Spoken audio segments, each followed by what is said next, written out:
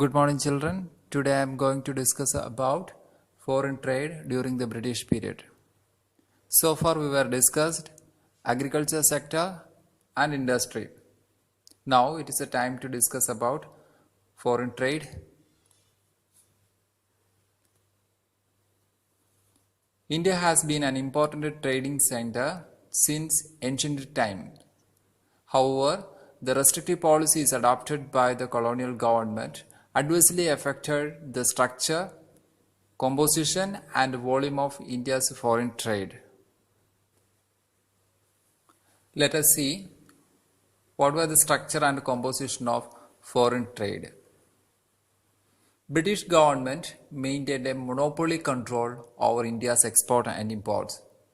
India became an importer of primary products such as raw silks, cotton, wool, sugar, indigo, jute, etc. Here we need to understand India became an exporter of primary products because of their hidden policies,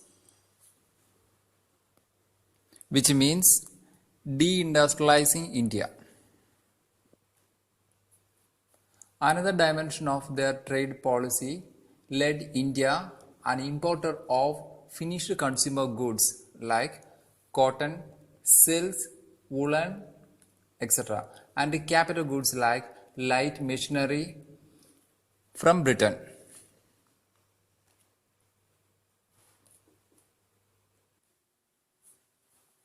Here we need to understand how they making profit through favorable trade.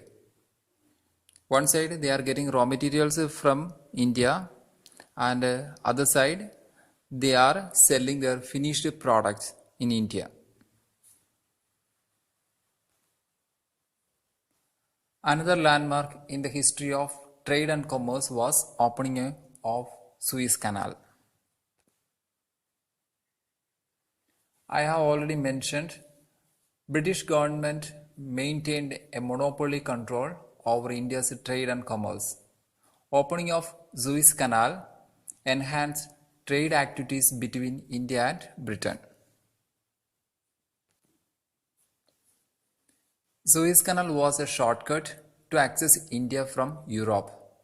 It takes only 11,600 kilometers instead of traveling 19,800 kilometers from Europe to Asian countries.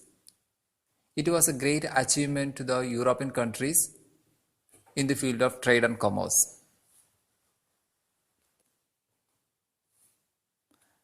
Now let us summarize India's volume and direction of trade during the British period. First one is more than 50% of India's foreign trade was restricted to the Britain only, while the remaining was allowed with few other countries like China, Sri Lanka and Iran.